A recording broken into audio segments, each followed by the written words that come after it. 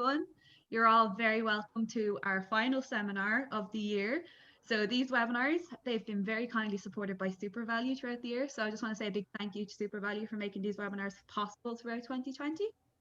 So tonight we're just going to be covering the process of getting an adult diagnosis.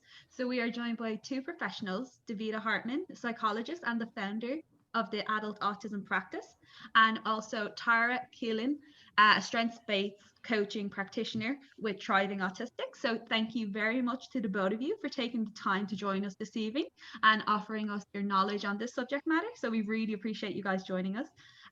Just a quick overview of what we're going to be covering tonight. So Davida and Tara will be speaking for about an hour. So they'll be speaking together, so they're probably just taking the lead on different points throughout the presentation. And then there will be time at the end for questions and answers, probably about 10 or 15 minutes or so. So just in regards to questions, there's a Q&A box at the bottom of the screen. If you could just put all questions into the Q&A box and not the chat box. So this is just to retain confidentiality, because in the chat box everyone can see it. So all panelists can view your questions, so some might be answered throughout the presentation, and we might flag some questions just to be answered at the end as well. Just a very brief reminder as well that this webinar will be recorded, so if you miss anything, it'll be available on YouTube from tomorrow. So I'm going to stop talking now and hand you over to Davida and Tara. So again, a big thank you guys for joining us this evening. Thanks so much, Nicola. No bother. Thanks, Nicola. Hi, it's wonderful to be here. I'm just going to set that screen share so you can see what we're talking about.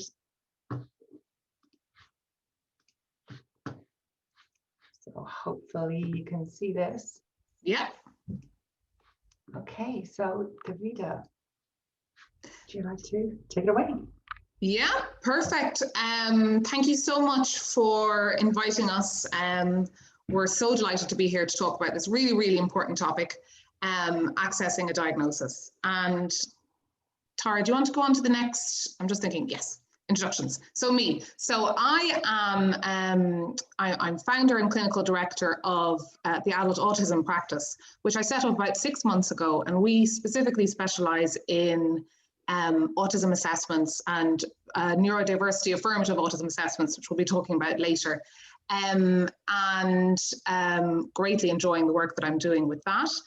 Prior to that, and still, I'm one of the clinical directors and principal psychologists at the Children's Clinic, and we support children 0 to 18 for a range of different difficulties and differences, but we have a really strong speciality in autism because that would be the area that I've worked in, you know, throughout my career.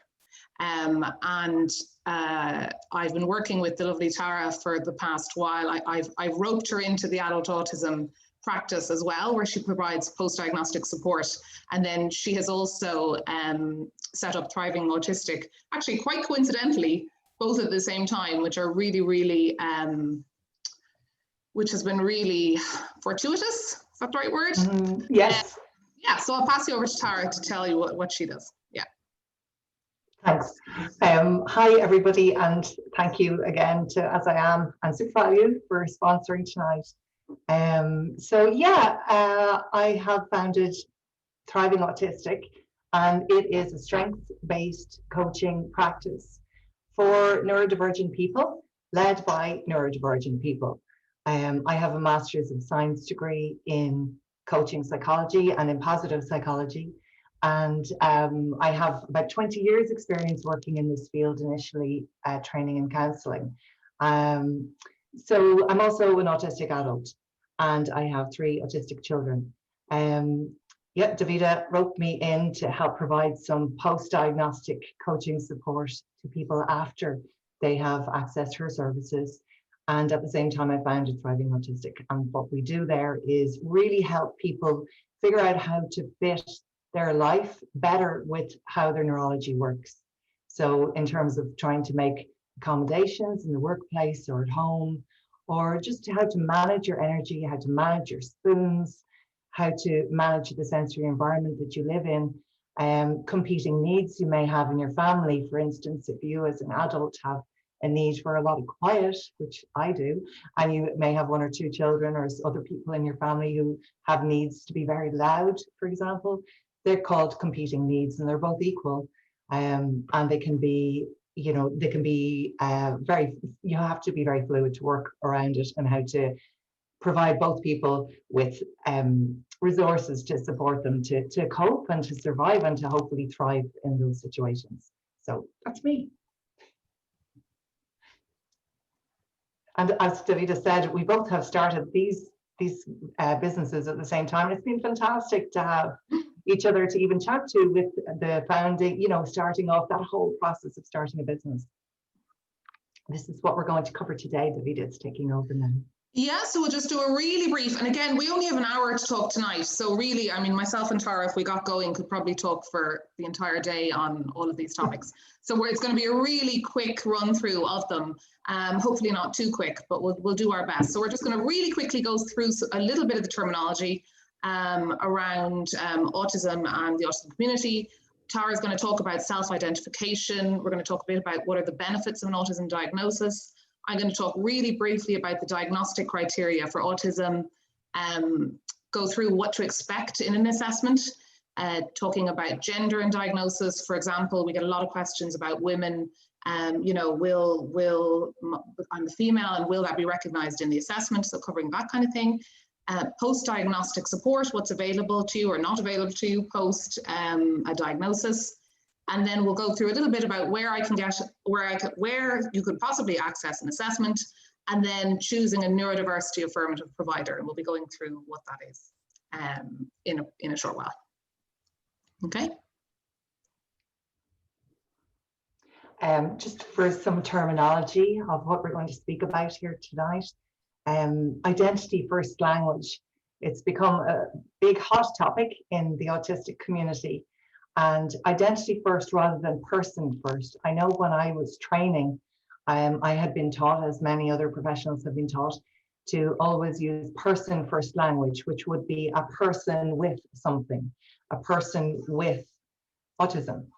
And the autistic community have reclaimed the term autism and want to be called, broadly speaking, want to be called autistic, because they don't see anything wrong. We're not seeing anything wrong with or being different, that it's just simply different. So that is where identity first language comes from, and being respectful to the majority of the autistic community. That's the language that we'll be using tonight. Individually, when we're working with people, obviously we respect their choices, and when you're meeting with somebody, it's really important to respect their choices too, and so your own. The term neurodiversity was coined by Judy Singer, but it really was born out of the idea of biodiversity and how important it is on our planet, in our universe, that there's diversity. So neurodiversity is the different brains that exist in humans. And you know, how ridiculous is it that we used to think that there was just one type of brain? So neurotypes, there are different types of brains. And broadly speaking then would be neurodiversity. You may have heard me mention earlier, I'm neurodivergent, which is kind of divergent or moved away from the typical. But overall, we're talking about neurotypes. I know it's a lot of big words. Davida, you're going to take over. And so then, so what is, when I talk about, because I'm always talking about how, say, our assessments are neurodiversity affirmative or autism affirmative, and I've only literally just started using, I've only heard this phrase maybe 6 months, I think Tara, you introduced me to it actually, and I absolutely love it. So what it means is a neurodiversity or an autism affirmative assessment, or even therapy or approach, is basically an approach that takes on, that respects neurodiversity, that respects that there's all different types of brains, that isn't making somebody, that isn't medicalizing issues or making somebody fit into a kind of normal ideal. That, so say an assessment that wouldn't be particularly autism affirmative would be one that would talk about obsessive interests and really make an issue about how it was a very negative thing that somebody had a particular passion in an area, whereas a neurodiversity affirmative assessment would talk about, like I said, passionate interests and look at that as a positive thing. And of course, recognizing the challenges there, but also recognizing that there's all different type of brains and all different type of people, and that we don't have to change ourselves. Nobody has to change themselves to be this one way. this one way. So it would be also avoiding language like impairment or symptoms, for example, because when we talk about symptoms, a symptom is actually something that we talk about with a disease. And of course, autism is just a different brain type. So it will be just, you know, signs of autism or traits of autism, or, you know what I mean? It's, you know, so it would be things like that. That would be, I mean, I could go on for hours, but essentially that's it in a nutshell. And then around ASD versus autism versus Asperger's. So in the new diagnostic criteria, Asperger's is done away with. So, you know, if you were getting assessment now anywhere, usually the person diagnosing wouldn't diagnose Asperger's, but certainly a lot of people would identify with that diagnosis. And I mean, if they do, that should be absolutely respected. So usually what you'd see in a lot of reports would be maybe a diagnosis of autism, but the person has chosen to identify with Asperger's or something like that. When I say about autism spectrum disorder, so there's a lot of, you know, the autism community more and more would understand autism as a difference, and that yes, it is disabling, but a lot of the reasons that it is disabling is the environment. And so I would think that, I mean, I'd be right here in saying, Tara, a lot of the kind of most prominent activists would say it's both a disability and a difference. Yeah, yeah, absolutely. And the exactly. whole, yeah, neurodiversity as a whole is appreciating that there is difference. A lot, the social model of disability would look at where we're often disabled by the environment. Yeah. But certainly in terms of, say, the diagnostic criteria, it still has autism spectrum disorder.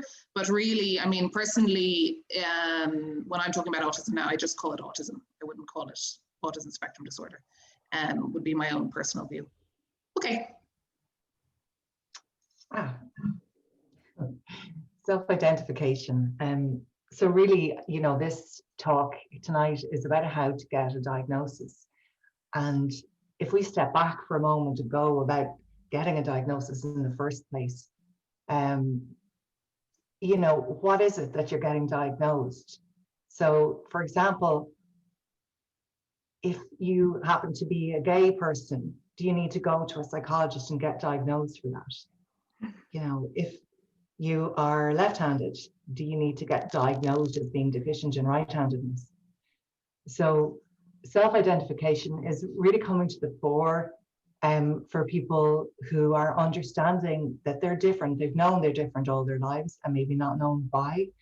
And with, I guess, the community, the autistic community becoming more available online and more visible, and tests and so forth being available online, people are choosing to take these tests and talking to others who are autistic and identifying themselves as autistic.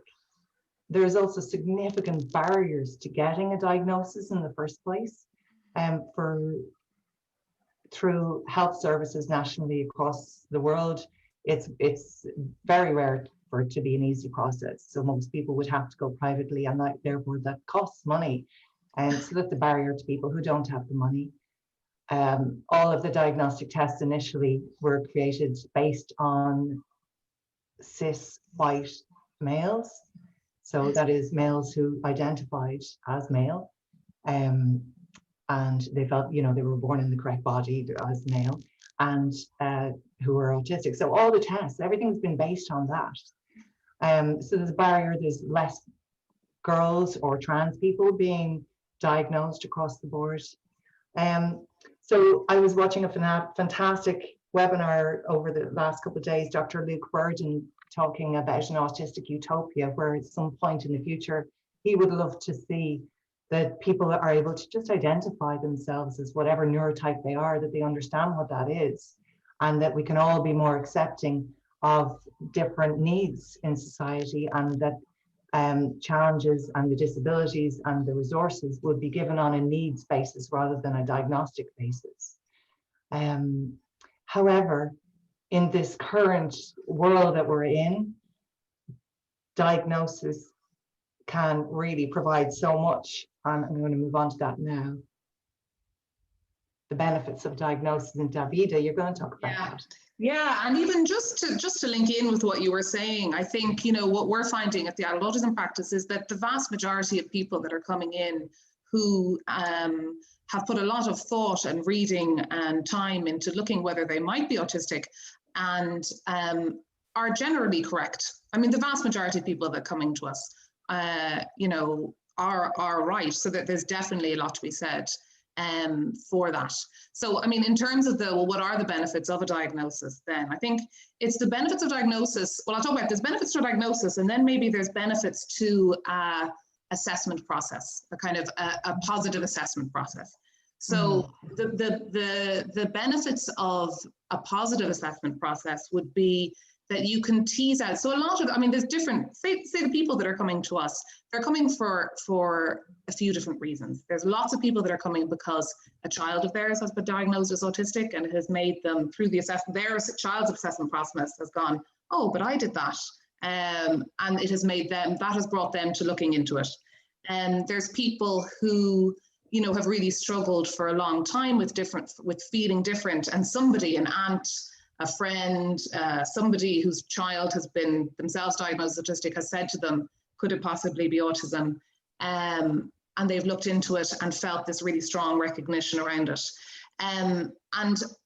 But for all the different reasons, and then we would have some people who would be very much already identifying as autistic, and really they want the piece of paper because they need reasonable accommodations in work or anything else, and really we're not really telling them anything that they don't already know, you know. And as Tara said, I mean, it's really quite unfortunate that they need to go through that process, you know, but at least it can be a positive process. But I think that for everybody that comes in for their different reasons, the feedback from them, because anybody that's coming into us, we're getting feedback afterwards around how they feel and how they feel the assessment went, and you know, there's the follow-up session with Tara, is that there's a huge, all of them would talk about a huge feeling of relief and even joy and elation at the start, and looking back at their life experiences and realizing that all these things that they have struggled with, that there were reasons for it. And what I might do is I might actually, Tara, go to those quotes now and then maybe come back to this slide if that's okay. Yeah. So here's some quote by some actually autistic people around this. So for years I saw myself as broken and spent my life trying to fix myself. Getting a diagnosis was the best thing I ever did. Now I can get the right kind of support. And then the next one. Sorry. No, you're fine. Oh, my screen is, okay. It has given me a reference point to understand myself and a shield to protect me from the unforgiving attitudes of others. Being autistic means I have to problem solve every day. And so it has made me more self-aware than many other people, I would think. That's actually Adam Hart, that's a quote from Adam Harris from one of my books. My diagnosis helped me to understand why I see the world differently and to embrace my autistic strengths. It has also allowed me to meet a community of wonderful people just like me who have similar challenges and can give great advice to me. So I think those three, they really encompass what people are saying are the positive benefits of accessing the diagnosis. It's linking into a community of people that understand them, making really good friends, getting really good support from other autistic people, helping them understand themselves so that they're kinder to themselves, and also helping the people around them understand them better. You know, we've had families come in where maybe the adult daughter might have gotten a diagnosis, and then her father would have gotten a diagnosis, and the changes to the family dynamics and realizing, oh, that's why you did that, and that's why you're upset with that, has really improved really the quality of life for entire families. We might just, Tara, would you mind coming back to that? Yeah. Sorry. So those are the psychological benefits, and to be honest, they're the ones that most people talk about. The psychological benefits are absolutely the thing that most people talk about. Accommodation. So the other benefit to it would be reasonable accommodation, certainly for college, if you chose to disclose college and also work. So we are within the European laws around discrimination, and there are workplaces and colleges are supposed to provide you with reasonable accommodations, so reasonable changes that would support your disability. So for example, if somebody was in a wheelchair, a reasonable accommodation would be that there would be a ramp that they would be able to access the building. For autism, because it's invisible, it's a little bit more subtle than that. But for example, some reasonable accommodations would be that someone would be allowed to do their exams, college exams, in a quiet room. In work, that it would be that they were notified ahead of schedule around changes in their schedule, or they would have a similar schedule rather than one that would change, or they were allowed noise cancelling headphones in work, or that they were allowed work from home. I mean, everybody's working from home at the moment anyway. So all those kind of accommodations can open up for you if you have the diagnosis. Now, at the same time, you don't necessarily need a diagnosis to ask for those kind of things. I mean, it is within your remit without a diagnosis just to go to your employer and say, you know what, I have actually a bit of sensory issues, and I find the light in this room, you know, is there something that we could do? Or particularly if you came up with solutions yourselves. So it's not 100% necessary with the diagnosis, but it certainly makes it a lot more likely. And then financial I mean, it's pretty poor, but what I'm talking about there is that you'd be eligible for disability benefits, and then other possible benefits that would go along with getting disability benefits. I find that Citizens Voice are absolutely brilliant for that. There's really good web pages in Citizens Voice, and there's an advocacy service as well that's open to you if you have a disability, that are really good at supporting you in accessing supports there. Yeah, but I mean, you know, we all know that, you know, none of the financial benefits are certainly not going to be all that amazing. Let's face it. But there's certainly something if you're struggling. Yeah, but that validation, you know, and the same when people are coming to me afterwards from your practice or from other practices around the world even, that validation, you know, a lot of people do feel that they're autistic, believe they are, have done the tests themselves, but also maybe particularly I think later diagnosed people, if you've spent a lifetime trying to fit in, a lot of people will actually need the validation of a professional saying, yes, you know, I agree with you. You're absolutely right. You are on the spectrum. That can be just such a relief. Yeah, absolutely. And also, you know, there's a huge benefit as well in terms of the assessments of teasing out other things, because of course, autism can come along with lots of other different difficulties. A lot of people, autistic people, have other difficulties like dyspraxia or dyslexia or even OCD or different types of mental health difficulties. And it can be really helpful to tease those out and get a bit of really targeted recommendations. Well, actually, yeah, you are autistic, but actually, you know what, there's this other difficulty, and I think that you'd really be helped by this particular therapy, or this, you know, seeing this particular person for a bit of help with that. So that can be really beneficial. So everything isn't lumped in, because there can be, like, the fancy term for that is diagnostic overshadowing, where everything is put down to autism, or any difficulty. It happens with all kinds of difficulties. So being able to tease out that can be really, really helpful. And that's the other part as well, Davida, isn't it? Where people have been, particularly women, I find, have been misdiagnosed with other things, with BPD, with other things. And maybe burnout can be misdiagnosed as depression, you know, chronic depression. And then they're not getting the right support. So, and particularly for things like, for example, eating disorders or anxiety, that it's a whole, support for those areas is it's a very different slant if you are autistic. So it's so important. The right diagnosis is so important. Yeah. Oops, gone the wrong way there.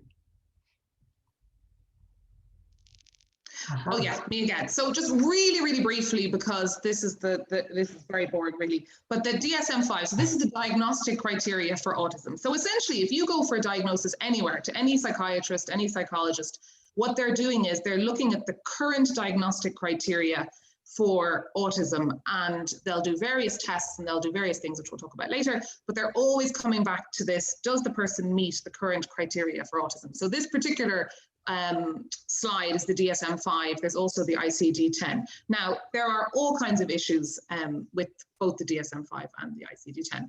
for many different reasons, not just for the autism criteria. And really, they haven't, there is, I mean, the DSM-5 is a new, and it is better than the old one, but there are massive issues with it, particularly when you look at newer ways of looking at autism and neurodiversity. You know, the language is all around, I haven't actually put up the real criteria here because it's actually even upsetting for me. It's all about impairment and symptoms, and it's exceptionally negative. So you're defined, all the diagnostic criteria is around negative, and there's nothing in the diagnostic criteria around any of the positive aspects, or any even just normalizing difference or anything like that. So these are so I've kind of stripped away all the impairment and the negative language, and these are the areas that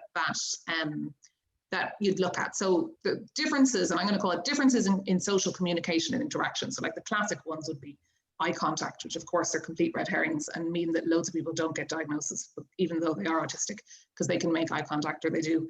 You know, eye contact, or different ways of communicating. Someone who really likes talking at length about a topic and hates chit chat, for example. The restricted repetitive interest behaviors activities. So along those, you know, as a child, the classic ones are lining up, or really liking to do things over and over again in the same way, or sensory seeking behaviors, flapping, all of that kind of thing. All those are in there. Then also looking, so the good thing about the new diagnostic criteria is that they've given quite a strong weight into sensory difficulties, which is really good because it wasn't in the last one. It's really important that the difficulties were present since early childhood. And that's why we'll talk a bit later about, there's some people that would insist that parents are there and the issues around that. But the reasoning around that is that there needs to have been, they say difficulties, but signs of autism from early childhood. Now, in actual fact, in the DSM-5, which is quite good, they do say that the difficulties could have been masked. I can't remember if the word is actually masked, but anyway, but it does actually say that it's possible that the signs were hidden until they were slightly older. And then again, one of the big issues with the DSM-5, and means that a lot of people aren't getting diagnosed, would be that the issues are causing clinically significant impairment. So you can have all of these kind of things, but it has to be causing impairment. So I think what's happening is that a lot of people, and certainly this is the case for a lot of people that are coming to us, you know, they have families and children and jobs and friends and all of those kind of things, and they have definitely struggled and had challenges in their lives. But, you know, could you say that was, I think what's happening is that they're going to professionals, and professionals are saying, you couldn't possibly, you don't have an impairment. You know, you have a great partner, you're a good mom or dad, and you're holding down a job. Like, that is not an impairment. So it's all around whether it's quite subjective, really, isn't it? Well, impairment. That's really the thing, isn't it? You know, I think that's like so key, that it's subjective. It's somebody else saying, "Oh, I'm observing you, and I'm saying this." Yes. Whereas if you do the more respectful collaborative approach, you're asking the person themselves, do you experience it as an impairment? Does it cost you exactly to be able to get through a day, say? Exactly. And then what about the people who, you know, a certain characteristic would be an impairment in one environment, but not in another environment. So if the sensory difficulties are so difficult in work, in a shared workspace, that they can't work and they can't have a job, but actually if you just give them an office on their own, they can, you know, do better work than anyone else in the office. So they're not impaired in that environment, but they are impaired in that environment. You know, so it's very subjective. Yeah, but a good clinician is a good team is going to be able to see through that and see the challenges, for sure. Yeah. Yeah, you can move on. Do you want to talk about those? Do you want to talk about those levels? Oh, the levels. Sorry, it's cut off for me there at the bottom. Sorry. In the DSM-5, you'll hear, just in case if someone, you know, there's these different levels. So it's around level of support needed, and there's 3 different levels. I mean, I personally hate putting levels. I don't use them myself, because I think the notion of putting a level on a person is awful. But if you ever hear, you know, I hear it more in my child work, actually. Well, what level do you think they're on? What support level? And services are starting to ask a little bit more. We want this level of support to know if somebody is suitable for a certain area. Yeah, so that's those. Yeah. And that's, I mean, one of the difficulties very clearly with that, I suppose, once you've been involved in this area for a little while, is you can see how much it fluctuates. It's very absolutely fluid, yeah, you know. Yeah. So like a person can be perfectly able to carry out a day and then they can fall over and they can't, you know, continue the evening. Or in one circumstance, they're well able to just carry on the activities of daily living, and then, you know, perhaps they, oh gosh, on Twitter I'm seeing all these threads, brilliant threads of autistic people who are able to, you know, have PhDs and are really like doing incredible things, but they can't read an analog clock, or they find it really difficult to remember when to eat, and, you know, things like that. So this levels thing again is very subjective, and it's also context dependent. Yeah, I agree. So this, I think this one's me. What does the autism spectrum actually look like? So many people, including me initially, I thought the autism spectrum was more like that picture on the top here, more autistic or less autistic. And I think, I can't remember who first explained it to me. It's a little bit like being pregnant. You're not either a little bit pregnant or, you know, more pregnant or less pregnant. You're just pregnant. The spectrum is actually better represented by this circular diagram on the bottom there that was drawn by Rebecca Burgess. You'll find her online. She's got a fantastic cartoon strip all about this that explains it in much more detail. So you might find, if you're here and you're watching this, you know, us right now, and you think maybe you're on the spectrum, but you're not quite sure where or how it works, you might find that you have difficulties in some of these areas that are shown, like in language, or in motor skills, perception, sensory wise, executive functioning, and that might change depending on the day or your mood or what other stresses that you're under. So it's almost like a spider web. Each person can when they can work through this for themselves, you know, they can, I can't, oh yeah, so I don't know if you can see my cursor there. Can you see that? Yeah. Okay, so you might have like lots of difficulties here in the area of language, but it might be context. Like for me, I'm mostly able to communicate fine now, but after a full day, like by the time I get home, I can't actually talk anymore. I've actually, you know, I can end up not able to speak, and I have to write, you know, so my language generally is fine. But being a busy parent and also working, you know, it just takes it out of me that I end up without language at certain times. So generally speaking, for me, language would be fine. Everyone is different. You might find your motor skills are fine or they're not. Perception, again, you know, so each of these, you could draw it out for yourself and it could look very different. And each autistic person will have their very own unique diagram that fits them. And as I said, it changes, it's context dependent. So one day or even 1 hour may be different to the next in terms of where they are on that spectrum. And that's why functioning labels really are so difficult and so harmful, especially in terms of if you see somebody who's able to carry on their day really well and you're seeing them in the moment where it's all going very well for them, you can assume that, oh, well, autism doesn't seem to affect you that strongly. No, I don't know how many times I've been told that my children are mildly on the spectrum, or that I'm obviously very high functioning or whatever. And it's, you know, it's just so context dependent. Anything you wanted to add? No, that's perfect. Yeah. Yeah, so what to expect when you actually go for an assessment. So, okay. So my hesitancy is that I'd love to explain exactly what happens when you come to an assessment with us, but of course the process is going to be different. It's going to be slightly different in different places that you go to. So in general, the things that are always going to be there's going to be quite in-depth interviews, clinical interviews, where you're asked all kinds of questions about your childhood and your relationships and how you communicate with other people, and the challenges that you have in life. And you know, good interviews are not going to feel like interrogations, and you're going to have lots of space to also talk about your strengths and the things that you do well and your passions and all of that kind of thing.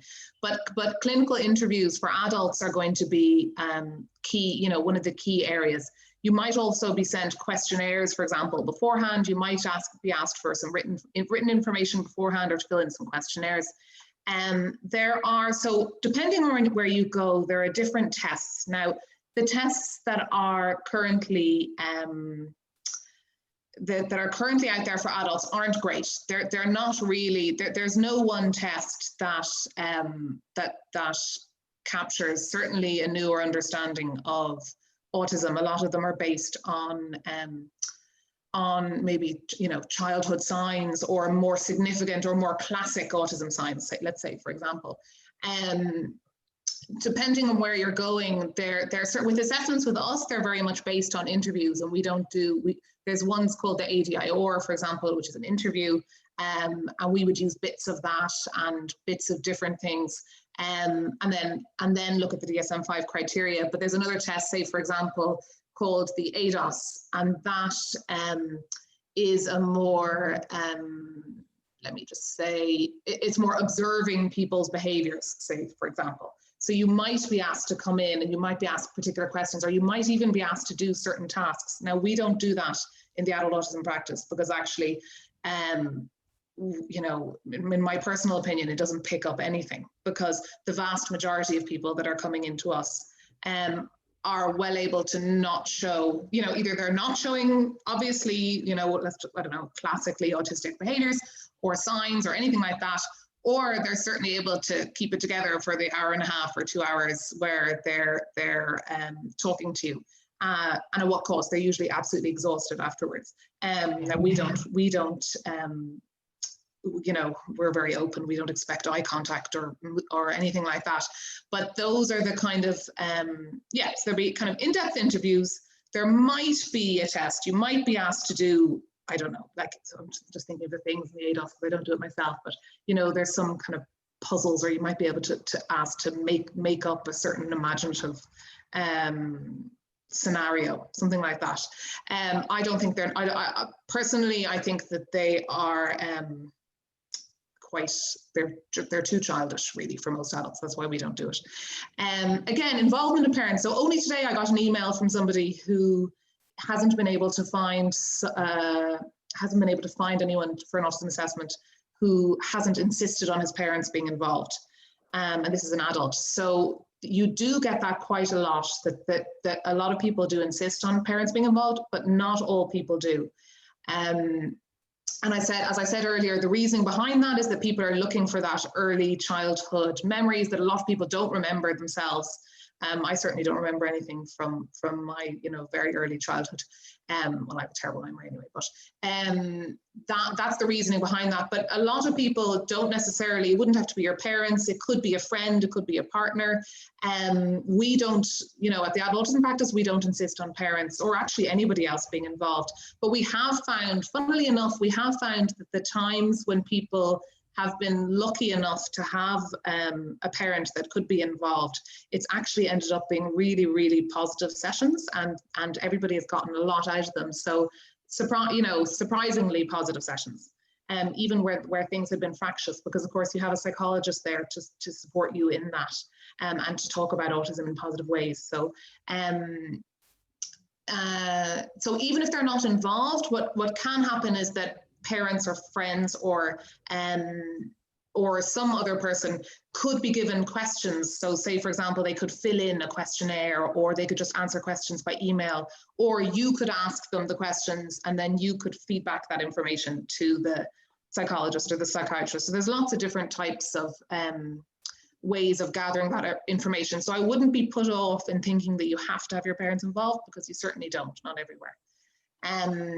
So again, childhood memories. Yeah, I mean, the reason I have that there is it, you know, it can, a lot of people, a lot of autistic people, and not all, you know, have had a lot of trauma in their lives. You know, they've had difficult experiences and experiences of bullying, and it can often, you know, you need to mind yourself during the assessment and be aware that, you know, you're going to be bringing up things that,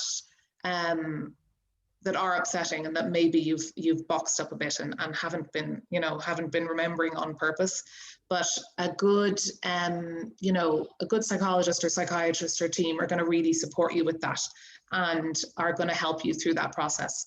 So again, I wouldn't necessarily, you know, let that put you off, but certainly, you know, what we do is we would really encourage people to, you know, if you're particularly stressed at the moment, or you're going through a particularly hard time, that actually if you can, and I know that this is, I mean, it's really would only be available privately, but if it was possible to even be seeing someone therapeutically while you're getting the autism assessment, can be massively beneficial. So then at the end of the assessment, you see that usually you're told that the diagnostic criteria, you know, is met or not met. And then you would be given your diagnosis. Not given your diagnosis. I actually hate that phraseology. You know, you have been, it has been identified. You haven't been given anything. You already had it. It's like this power, you know, the psychologist has this power to give you, it's confirmed. Thank you. That's the word. It's just confirmed. And the duration can really depend. So we do it over 3 sessions, and then the 4th session is a post-diagnostic support with Tara. Other people would do it in 1 day, 1 session. Other people would do it longer. What's your experience with Tara with that, with other people's?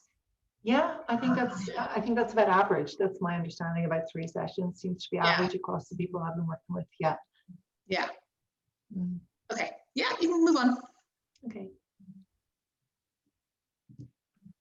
I can, but will I? That's the question.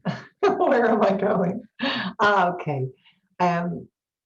So gender and diagnosis. I think we've already referred to this earlier, that the tests initially, all the diagnostic tests were based on, you know, white males, young white males. And so that excludes the experience to a larger degree of people who are non-binary or trans or female. So yeah, there's again, this is one of those kind of controversial topics where there wouldn't be 100% agreement whether there is such a thing as like a male presentation of autism or female presentation, or whether that's to do with your socialization as you grow up in I suppose, you know, Ireland, England, the Western world.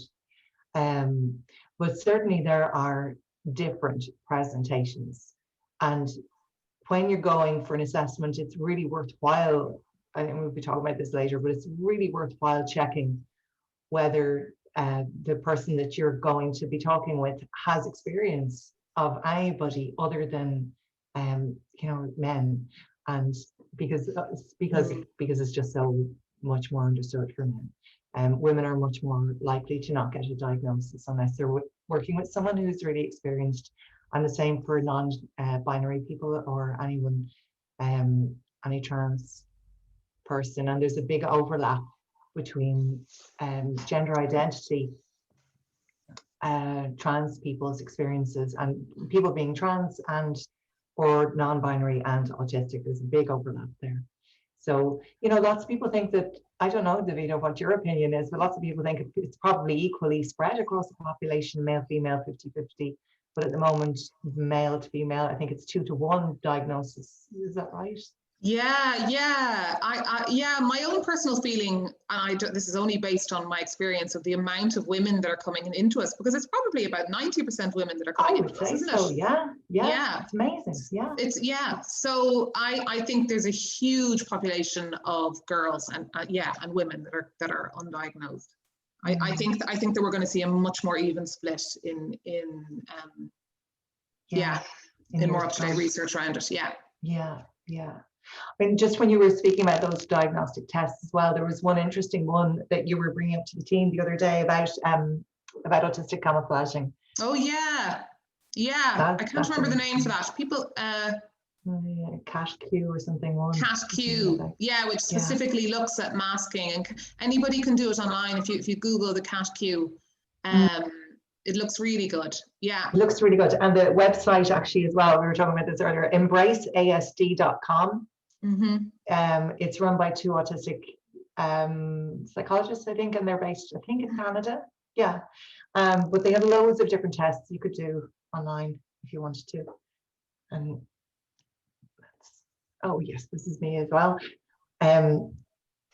So post-diagnostic support, and that's what I do really 99% of the time, either through working with Davida or in Thriving Autistic, where people come to me and they've been diagnosed somewhere else. And I love this image because I think it just seems so, it's so apt for what happens when I'm working with people. It's like jumping into the beyond, into this brand new adventure in your life when you've got confirmation that actually you're not broken, there's nothing wrong with you, you're different, you know, you got a different neurotype, and that's okay. Most of the work that, I just want to check the time, that we have enough time to talk about this for a moment. Let me see. Yeah, I'll just do 2 minutes. Most of the work is around really kind of looking at your life and at your past major experiences through the lens that you now have of understanding that you're autistic and that you're different, not less than.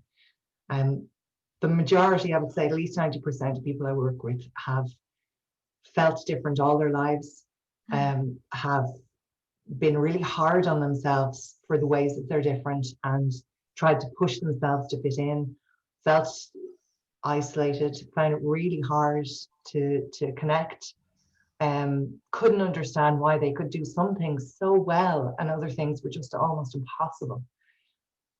Generally speaking as well, by the time you've reached adulthood, you've probably had a couple of episodes of burnout that might have been attributed to depression. And it may have been depression. I mean, it's not excluding that, but it also may have been from living a life that doesn't suit your neurology, you know, pushing yourself to be in environments that really don't suit you from a sensory point of view. I find that it's so freeing for people to get to understand this about themselves. It's just like a massive, massive weight that they've been carrying their whole lives. It's just instantly lifted. It's unbelievable. And then there's sadness. There's such a huge mix of emotions. There can be sadness for a lot of people too, that they didn't know this when they were younger, that maybe their lives would have been different. And then there's kind of moving forward as well, and looking at now and moving forward, what can they do with their lives to help realign it to fit their neurology and what they know about themselves. There's a whole new exploration about what are your sensory preferences. You know, a lot of people find sound to be a real difficulty, and one that they hadn't necessarily understood. For a lot of the time, people don't even understand that it's something they've been putting up with. You know, maybe you have the radio, you walk into a room and the radio's on and there's people talking and then the phone ringing, and you don't understand that this is what's happening, but it's just too much of a sensory overload. And so people are finding that kind of breaking that down, we sit down together and work through it and break down exactly what are the things that are bothering your nervous system and upsetting it. And so how can we kind of ground you, and how can we get you back into feeling calm inside? And yeah, it's just the most, actually, feel so grateful and so privileged to get to do this work. It's making such a massive difference to people to be able to get those accommodations, even so it's self-acceptance, and then asking for other people to accept and adapt, but recognizing in yourself that, okay, maybe you don't want to push yourself to make phone calls every day, or you don't want to push yourself to go to the shops. Maybe it works better for you to just do online shopping. And, you know, so many people force themselves to do things they feel they should be doing, particularly adult diagnosed autistics, because you spent a lifetime trying to fit in. and trying to be the same as everybody else. So that understanding that actually you're not, and it's okay. It's just, you know, like this picture shows, jumping into the wild blue unknown. And I love getting to be there, so that you're not doing it alone, so that you're not jumping off alone and it's not scary.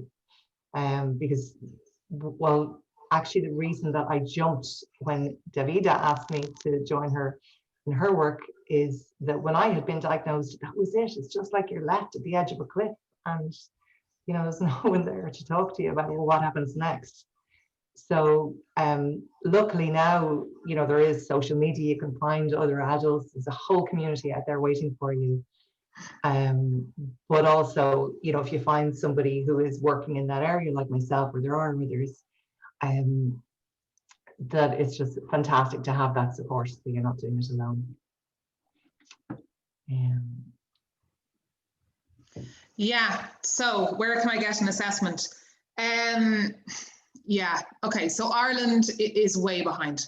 I didn't actually, even though I worked with autistic children and families for 15 years, I before working with adults, I always assumed that you could at least go, I always assumed, oh, well, the waiting list would be long, of course, but you could go to your GP and you could access it from somewhere. But actually, it turns out that there is no way of accessing an autism assessment as an adult with the HSC, apart from if you are already linked in to, for example, adult mental health services.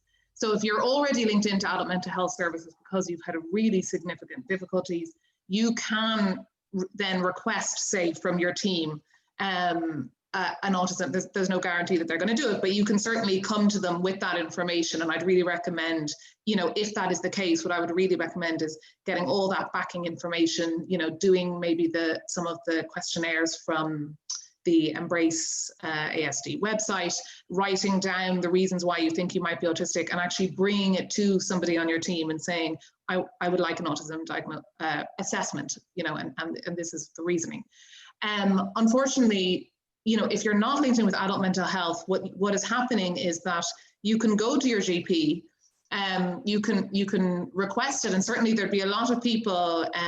We work very closely with some autistic doctors who are really pushing this forward. That I was talking to her, and she was saying to me, you know, people should still go to their GPs and request it, because even though there isn't a pathway, if we're not going to the GPs and requesting it, they don't know that there is any demand. So if there's no demand, it's just going to continue to you know, nothing is going to be done. But essentially, I think what's happening is that if you went to your GP, is that they'd be asking their colleagues, do you know anyone that does autism assessments? And you'd be referred somewhere privately. So you'd be referred to a private psychologist or referred to a private psychiatrist.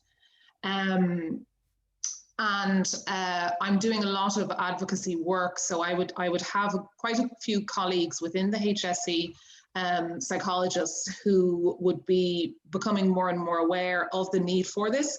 So we're really trying to advocate for change for that, and we're starting to do some research and write articles in the Psychological Society of Ireland and Next Psychological Society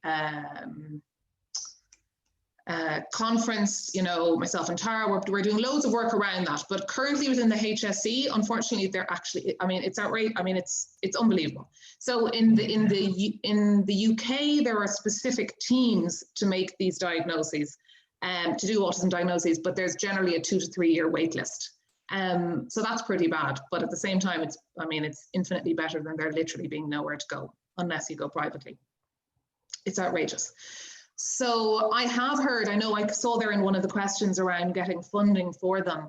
The only places that I know that have done funding is, for example, if you were already linked into an organization that provided the funding.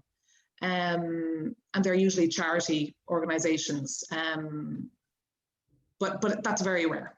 It wouldn't be something that I'd see a lot. Would you see that, Tara? No, not at all. No. I mean, that could have been a once. I mean, that's literally happened once. There was one coming in where the organization were paying for it. So yeah. So the only alternative. I mean, it's outrageous, but the only alternative is privately, unfortunately. So obviously there is the Adult Autism Practice, which is mine, which is, I don't want to be, only talking about that. It's a bit strange because I need to also talk about all the other options. There are other people that would be doing them in Ireland. If you look into, so generally it's either psychologists or psychiatrists that would be making the diagnosis. There are a couple of private psychiatrists who are doing it. And there would also be, so the Psychological Society of Ireland have a website, and on it there is a Find a Psychologist section on it. And if you go to that section, they have just newly actually added people's area of interest. So if you go there, you'll find accredited psychologists who, and you can search there for their particular area of interest. So those are, Tara's going to talk now a moment about, you know, choosing kind of a neurodiversity affirmative one. But in terms of the options, if you want an autism diagnosis in Ireland, essentially it's, essentially it is, I mean, I would still encourage you to request a referral to a public service where you could get one, but realistically there isn't actually one, and it would only be private. Am I missing anything, Tara? No. No. Sadly, I mean, I feel terrible. I can't believe that is the information that I'm giving, but that is the information that I'm giving. It's outrageous. Yeah. Sorry, Tara. Yeah. And I think it very much links in, what you've said is very much linking in with this, choosing a neurodiversity affirmative provider. So if you're going to go onto the Psychological Society of Ireland website and look for a psychologist and this is their area, check their website, check it for language, terminology that they're using.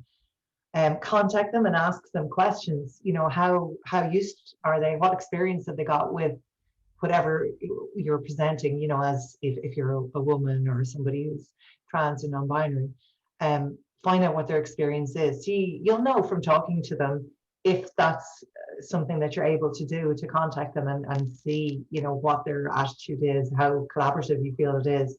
But I honestly think, you know, number one is to ask in Facebook groups, talk to other autistic adults. You will be welcomed. If you think you're autistic, you'll be welcomed in any of the groups online, on Facebook or on Twitter. Facebook can be more private. You can go into groups, you can ask people, you know, who did you get a diagnosis? If you want one, who did you go to? And ask them to let you know what their experiences was. It's a question that comes up again and again and again. And, you know, really, I suppose it because it's such an emerging area here. And we've put up, I think, in the past with very pathologized and medicalized treatment in this country with people trying to get a diagnosis.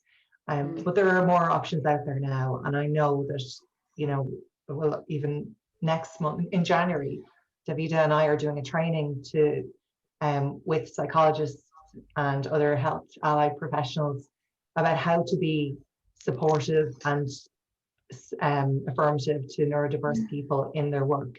So hopefully over the next year or so, we're working on making a difference there so that there will be more people providing this service and providing it well, you know, where you feel respected as a human being, and that it's, you know, you're being understood as a different neurotype, not less. Yeah, and I think that's really important to ask, isn't it, Tara, that, you know, if somebody had a negative, the process shouldn't be negative. The process should be positive. You know, you should leave your assessment feeling good about yourself and that you understand yourself better. You shouldn't feel that you weren't listened to or that you were just given a long list of issues at the end. That isn't what an assessment should look like. No, or diminished, or you know, told, you know, that subjective part where, you know, told, no, well, you can't be because you're a parent or you're married or you're in a relationship or you have a job, you know, so you can't be, and being diminished and dismissed like that. You really do. It's so important for your mental health to work with people because we're all just human. You know? So. And that could be a question actually that you could ask when you were checking out somebody. You could say to them, look, I do have a partner and a job, and, you know, I function, you know, is this the kind of autism that you recognize, or, you know, do you have experience of diagnosing other people who would be similar? that kind of thing. But you'll know, as Tara said, you'll know yourself when you talk to them. Mm-hmm. Yeah. Mm-hmm. And that's it. Yeah. And we actually only 2 minutes over, and we started 2 minutes after. That was amazing timekeeping on our part. Well done, guys. You were quite scared about that. I'm giving myself a pat on the back about that. That's unusual for Brilliant. That was really great, guys. Thanks so much. We actually have loads of questions coming in there. You guys can see themselves. Yeah. Do you want to read some out, or do you want me to read some out for you? I have some flagged there. I can call out, and then either of you can just like answer them. Go ahead. Yeah. Do you want to? Yeah, you go ahead. Yeah. Yeah. I suppose. Well, there's one that just came in at the end there that might be beneficial for a lot of people here. It says, what are some good Facebook groups to join? Do you know of any for adults that they could join? There's some great Facebook groups. So in Ireland, one of the busiest ones is Autistic Paddies.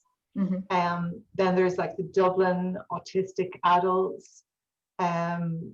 There's Irish Allies. You probably know some of them too, Nicola, do you? Autistic Paddies. Yeah. There's Anonymous. They have a meeting on Skype as well. They meet every Friday. I'm in touch with them a lot as well. If you go onto Facebook and you click search and you type in autistic and you type in Autistic Ireland, you'll come up with, or your local area, because I'm in Dublin and there's loads of Dublin ones as well. But in different areas there's ones. But I think Autistic Paddies is the biggest Irish one. Big one, yeah. I think it has over like 800 members or something. So like there's a lot of members there, and they interact with each other and chat away. So it's a great one. Yeah. And like Tara said, you don't have to. You can self-identify to join those groups. Yeah. There's no need for you to have a formal diagnosis to join those groups. Yeah. There's an interesting question here as well. My diagnosis only took 3 hours. Does that mean it was not detailed enough? What do you guys think about that? No, I don't think so. I think it really depends on I think it really depends. I mean, if you spread out our 3 sessions over 3 weeks, it would be slightly over 3 hours. But no, I think that you can, particularly since oftentimes you're gathering information in other ways. Like sometimes I do assessments and it's really clear, like obviously you do the full assessment because that's what a good assessment is. But sometimes cases are it's a little bit more clear. So no, I wouldn't feel that was. I mean, if the person themselves didn't feel that they were listened to or that maybe some things weren't taken into account, that's different. But just the fact that it was 3 hours, no, I wouldn't worry about that. No. There's one here as well. Can you recommend any resources or books for newly diagnosed autistic people? Sorry, that's much longer, but it's after going away on me. Oh, here we go. Oh yeah, well we have loads. I'm just wondering, Tara, we have a load of good books, and YouTube, own voices, YouTube clips that we could certainly. You could totally share them. You could share them. Yeah, there's Luke Bearden has a very good one. I can't remember the name of it. There's loads of good ones now. All written. I mean, I'd really recommend ones written by autistic people would be the ones that I would recommend for sure. That's where you're going to get all the good stuff. Yeah. Spring, Catherine May. There's loads of gorgeous ones. Yeah. People's experiences. Yeah. Well, we'll send a list. We'll send a list afterwards. Yeah. There's a publishing website, Jessica Kingsley Publishing. Yeah. They have loads of everything autistic you can find on that website, so that's a good one to look out for as well. I think the own accounts, like there's a book called Autistic Lives, which is a group of different people talking about their own lives. For women, there's Spectrum Women. Again, all the good books for me are the ones where it's just people giving their own experiences. I wish I could remember that Luke Bearden one. Adults. And the other one I have, I'm looking forward to reading over Christmas, the Neurodiversity Reader, edited by Damien Milton. He's amazing autistic researcher. And there's, I think, lots of different experiences as well in it, and different autistic people and researchers. Yeah, if you're having trouble writing this down, don't worry, this will be recorded and put up on YouTube so we can re-listen to it. Another one here, what type of counselling can best support the development of an autistic identity? Any thoughts on that? I love it. I think it's very much to do with to do with the rapport that you have with the person that you're working with, and that you feel safe and accepted, whatever the modality they're working in, to be honest. Yeah, it's all about the relationship and the therapist. Is the therapist understanding and accepting of autism? And if they are, then it doesn't really matter the type of therapy it is. Like there's a lot of research around therapy that would show it's not about the type of therapy with anybody. It's about the relationship and the qualities of the therapist and the relationship between the two. So that's the most important thing, that you trust and have a good relationship with your therapist. Yeah. Can I just jump in and say, I see Michael being so kind. Michael, somebody came to me a while ago.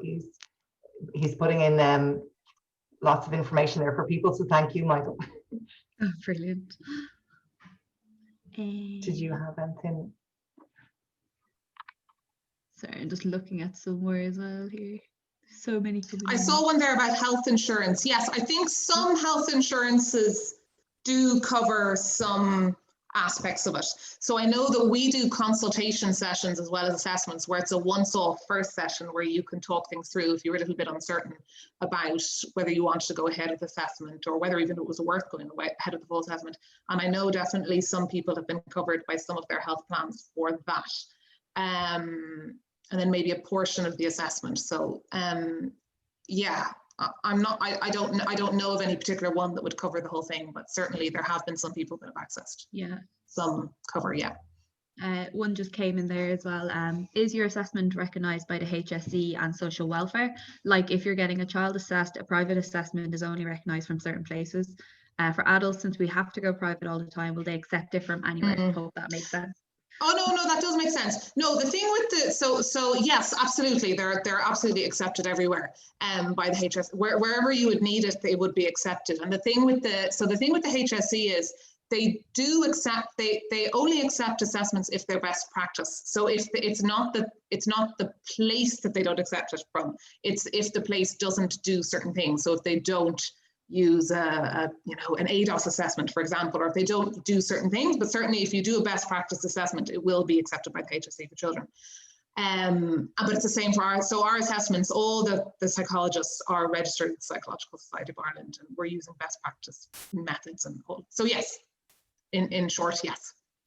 I'm also just looking back at the very start. Someone just said that my friend has a teenage daughter who she thinks is autistic. How would she go about talking to her? So I suppose, like, just in general, have you got any advice around, like, if you do have a friend or a family member who you think might be autistic, how you go around bringing up the conversation? So any thoughts on that?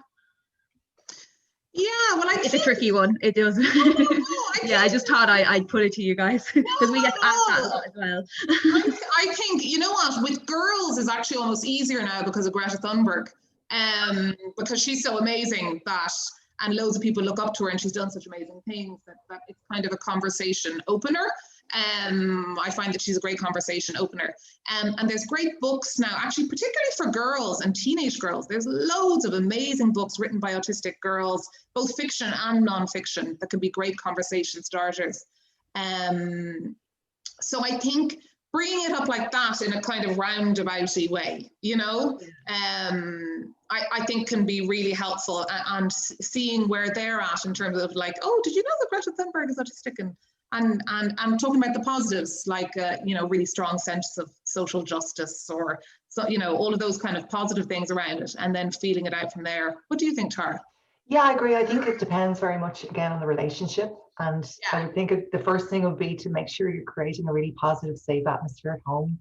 So that ideally that they would kind of come to their own understanding of it. Maybe drop a few, as you say, leave a few books around, leave or whatever. Books around the place. But the biggest thing, I think, would be to make this atmosphere really safe and accepting, so that if they felt, if they felt comfortable enough to discuss that they're feeling different, because they will be feeling different, I think that's a good point. I think if you'd never mentioned autism, if different types of differences or different abilities are talked about in a very normalized way within the home, that's going to open it up. The teenage years are a tricky time because, the teenage years are the most difficult time in terms of accepting that you're different.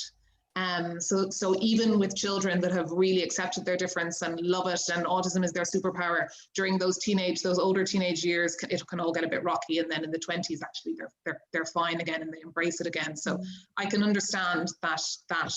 But with teenagers, it's all about getting them to see the thing themselves and that it's their idea. So yeah. I see. Can I jump in with one? I see somebody asking about they were pretty sure that their being diagnosed as autistic would be huge relief to me and would explain a lot of the struggles I have and I have had in my life. On the other hand, I'm doing very well, and I'm not sure if the signs are salient enough or if I'm able to express them in a convincing way for a clinician to diagnose autism in me. Getting a negative diagnosis, though, is something I'd be quite afraid of. Any advice?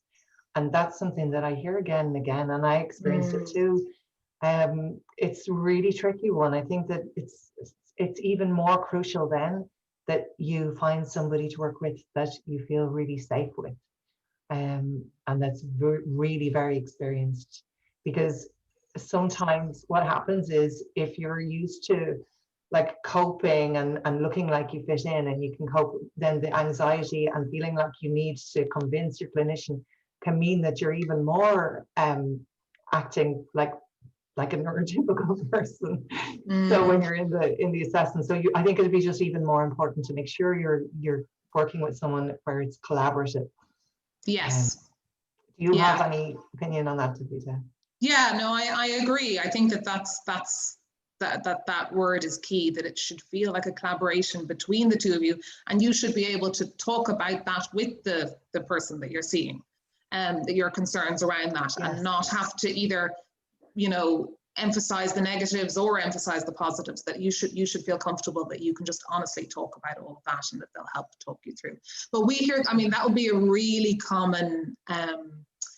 be a really common concern for people coming to us, I would say. Yeah.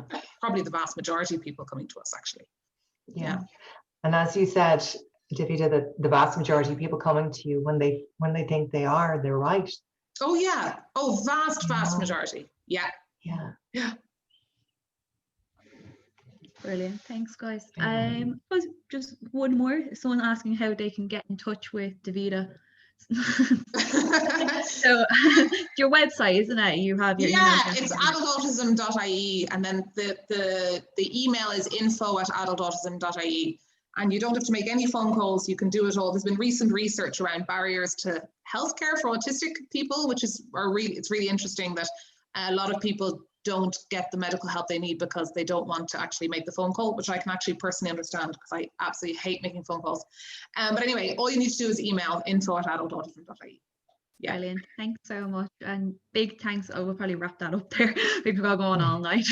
But thanks very much for joining us this evening. I see loads of people are putting in loads of groups in the chat, which is great. Brilliant. Like there's so many there that I'm not even aware of, so that's really great. Thanks so much, guys. And again, thanks to you guys for joining us this evening. It's been a mad year. This has been a nice way to round it up with providing all the information and help. If we didn't get to your question, just feel free to email info@asiam.ie and we'll do our best to answer them. And so yeah, just big thanks. Happy Christmas. I can't believe I'm saying that, but thanks very much to everyone for joining us as well. Thank you so much for having us. Yeah, thanks so much. Cheers, guys. Thank you. Okay. Bye, everybody. Thank you. Bye.